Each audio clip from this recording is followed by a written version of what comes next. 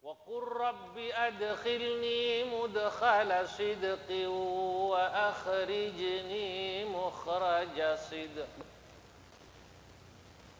وأخرجني مخرج صدق واجعل لي من لدنك سلطانا نصيرا. Waqul, bacalah olehmu, kata Allah, Rabbi adkhilni, ya Allah tempatkanlah saya mudkhala sidqin, di tempat yang benar, di tempat yang baik, karena Kau yang Maha menempatkan. Wa akhrijni mukhraja sidqin, keluarkanlah saya ya di tempat keluar yang benar, karena Kau yang Maha mengeluarkan. Jadi cuma minta sama Allah ditempatkan di tempat yang menurut Allah baik, udah selesai. Saudara-saudara, Rasulullah Shallallahu Alaihi Wasallam tidak pernah meminta oleh Allah atau kepada Allah agar dihijrahkan dari Mekah ke Madinah. Ada yang mengatakan ayat ini terkait dengan peristiwa hijrah. Nabi nggak pernah. Saudara, mungkin kalau kita di Mekah disakiti, punya tetangga, waduh, itu kalau bahasa sekarang, kita tinggal di satu tempat. Nabi itu di Mekah itu diumpamakan kita tinggal di satu kampung, tetangga jelek semua sama kita gitu. Kira-kira kalau saudara-saudara, bapak-bapak, ibu-ibu tinggal di satu kampung, satu tempat, tetangganya jahat semua, jelek semua sama kita, mulutnya, kelakuannya, pengen pindah nggak kira-kira? Pengen pindah nggak? Gua nggak betah lah di sini. Gue pengennya di Menteng Dalam, enak kayaknya orang-orangnya, masya Allah.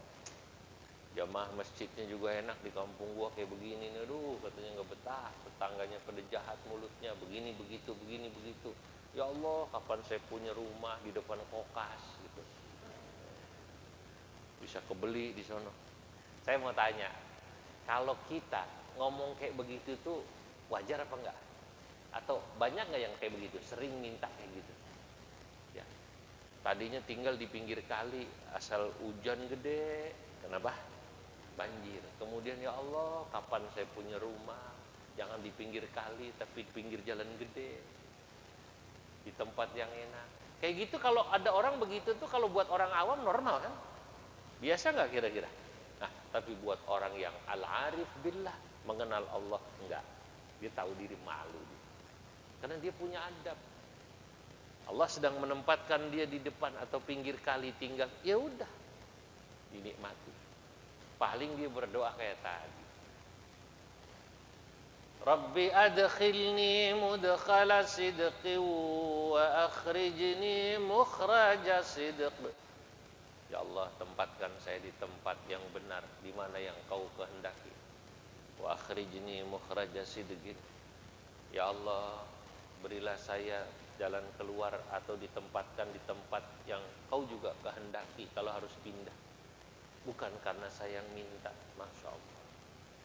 Nabi Muhammad Shallallahu Alaihi Wasallam, hadirin, pada saatnya akhirnya Allah Subhanahu Wa Taala yang memerintahkan Nabi hijrah dari Makkah ke Madinah, bukan karena Nabi yang minta hijrah.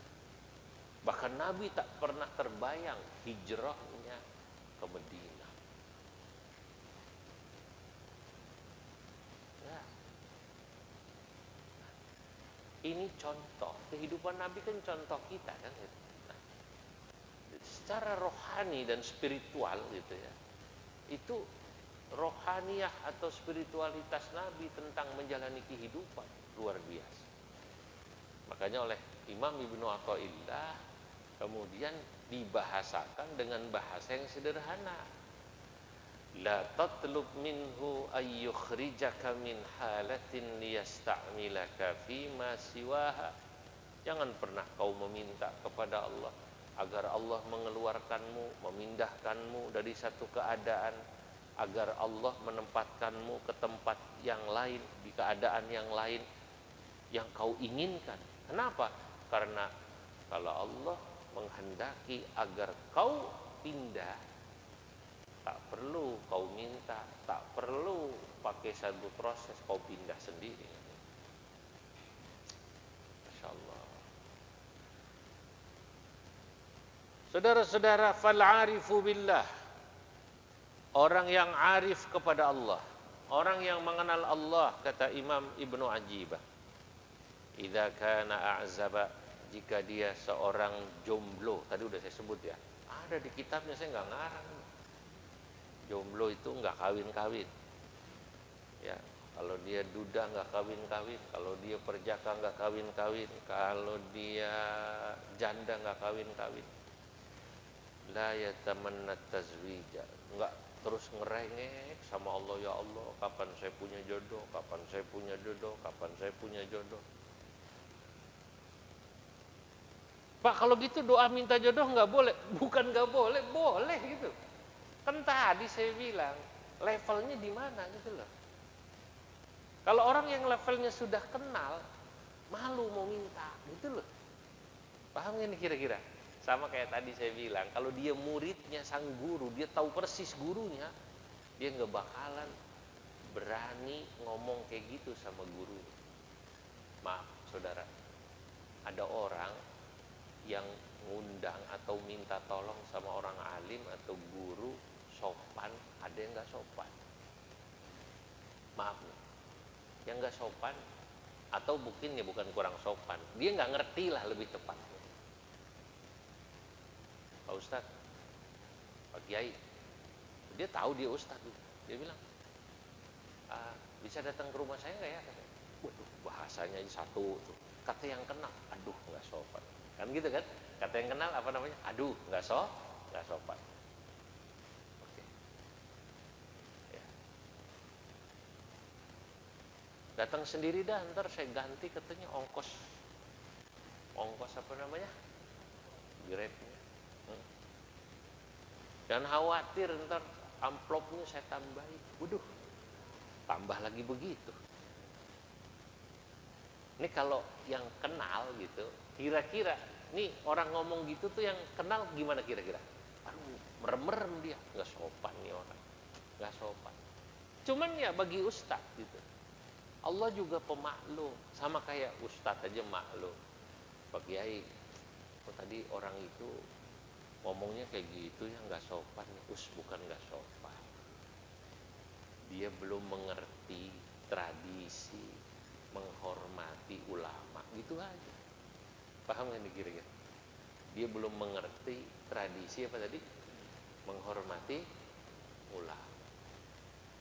ulama yang baik, jangan bilang begitu.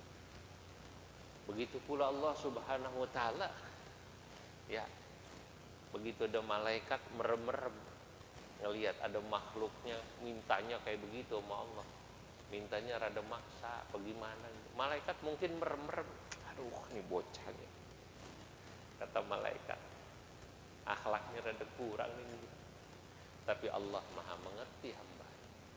Nah, bagi orang yang sudah mengerti, ya mestinya jangan begitu. Sama seperti orang yang sudah mengerti kepada seorang guru, dia pasti akan menawarkan, Pak Kiai saya jemput ya. Oh nggak usah, kata kiainya, saya datang sendiri. Situ jemput subuh-subuh,